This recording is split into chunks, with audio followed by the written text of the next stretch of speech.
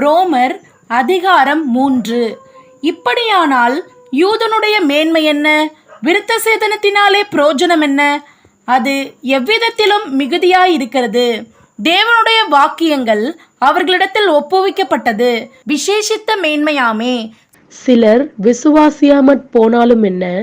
அவர்களுடைய அவிசுவாசம் தேவனுடைய உண்மையை அவமாக்குமோ? அப்படியாக்க மாட்டாது. நீர் உம்முடைய வசனங்களில் நீதிபரராய் விளங்கவும் உம்முடைய நியாயம் விசாரிக்கப்படும் போது வெற்றியடையவும் இப்படி ஆயிற்று என்று எழுதியிருக்கிறபடி தேவனே சத்தியபரர் என்றும் எந்த மனுஷனும் பொய்யன் என்றும் சொல்வோமாக. நான் மனுஷர் பேசுகிற பிரகாரமாய் பேசுகிறேன். நம்முடைய அநீதி தேவனுடைய நீதியை விளங்க பண்ணினால் என்ன சொல்லுவோம்? கோபாக்கினையை செலுத்துகிற தேவன் அநீதராய் இருக்கிறார் என்று சொல்லுவோமா? அப்படி சொல்லக்கூடாது. சொல்லக்கூடுமானால் தேவன் உலகத்தை நியாயம் தீர்ப்பது எப்படி?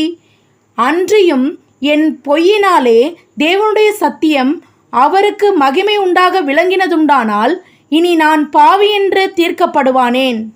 நன்மை வரும்படிக்கு தீமை செய்வோமாக என்றும் சொல்லலாம் அல்லவா? நாங்கள் அப்படி போதிக்கிறவர்கள் என்றும் சிலர் எங்களை தூஷித்து சொல்கிறார்களே. அப்படி போதிக்கிறவர்கள் மேல் வரும் ஆக்கினை நீதியாயிருக்கும்.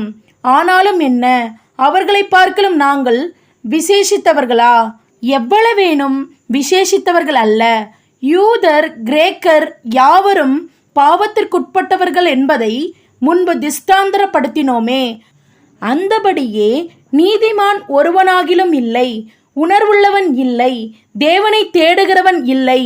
எல்லாரும் வழி தப்பி ஏகமாய் கெட்டுப்போனார்கள். நன்மை செய்கிறவன் இல்லை, ஒருவனாகிலும் இல்லை. அவர்கள் தொண்டை திறக்கப்பட்ட பிரேத குழி. தங்கள் நாவுகளால் வஞ்சனை செய்கிறார்கள். அவர்களுடைய உதடுகளின் கீழே பாம்பின் விஷம் இருக்கிறது. அவர்கள் வாய் சபிப்பினாலும் கசப்பினாலும் நிறைந்திருக்கிறது. அவர்கள் கால்கள் இரத்தம் சிந்துகிறதற்கு தீவிரித்திருக்கிறது. நாசமும் நிர்பந்தமும் அவர்கள் வழியில் இருக்கிறது. சமாதான வழியை அவர்கள் அறியாதிருக்கிறார்கள். அவர்கள் கண்களுக்கு முன்பாக தெய்வ பயமில்லை என்று எழுதியிருக்கிறதே. மேலும் வாய்கள் யாவும் அடைக்கப்படும்படிக்கும் உலகத்தார் யாவரும் தேவனுடைய ஆக்கினை தீர்ப்புக்கு ஏதுவானவர்களாகும் படிக்கும் நியாயப்பிரமாணம் சொல்கிறதெல்லாம் நியாயப்பிரமாணத்திற்கு உட்பட்டிருக்கிறவர்களுக்கே சொல்லுகிறதென்று அறிந்திருக்கிறோம்.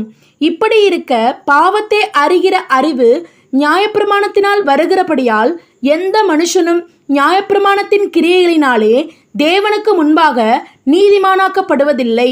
இப்படி இருக்க நியாயப்பிரமாணம் இல்லாமல் தேவ நீதி வெளியாக்கப்பட்டிருக்கிறது. அதை குறித்து நியாயப்பிரமாணமும் தீர்க்க தரிசனங்களும் சாட்சியிடுகிறது. அது இயேசு கிறிஸ்துவை பற்றும் விசுவாசத்தினாலே பலிக்கும் தேவநீதியே. விசுவாசிக்கிற எவர்களுக்குள்ளும் எவர்கள் மேலும் அது பழிக்கும். வித்தியாசமே இல்லை. எல்லாரும் பாவம் செய்து தேவ மகிமையற்றவர்களாகி இலவசமாய் அவருடைய கிருபையினாலே கிறிஸ்து இயேசுவிலுள்ள மீட்பை கொண்டு நீதிமான்களாக்கப்படுகிறார்கள். தேவன் பொறுமையாயிருந்த முற்காலத்தில் நடந்த பாவங்களை தாம் பொறுத்து கொண்டதை குறித்து தம்முடைய நீதியை காண்பிக்கும் பொருட்டாகவும் தாம் நீதி உள்ளவரும் இயேசுவினிடத்தில் விசுவாசமாய் இருக்கிறவனை நீதிமானாக்குகிறவருமாய் விளங்கும்படி இக்காலத்திலே தமது நீதியை காண்பிக்கும் பொருட்டாகவும் கிறிஸ்து இயேசுவினுடைய இரத்தத்தை பற்றும் விசுவாசத்தினாலே பலிக்கும் கிருபாதார பலியாக அவரையே ஏற்படுத்தினார். இப்படி இருக்க மேன்மை பாராட்டல் எங்கே? அது நீக்கப்பட்டதே. எந்த பிரமாணத்தினாலே? நியாய பிரமாணத்தினாலேயா? அல்ல, விசுவாச பிரமாணத்தினாலேயே. ஆதலால் மனுஷன் நியாயப்பிரமாணத்தின் கிரியைகள் இல்லாமல் விசுவாசத்தினாலேயே நீதிமானாக்கப்படுகிறான் என்று தீர்க்கிறோம். தேவன் யூதருக்கு மாத்திரமா தேவன்? புறஜாதிகளுக்கும் தேவன் அல்லவா?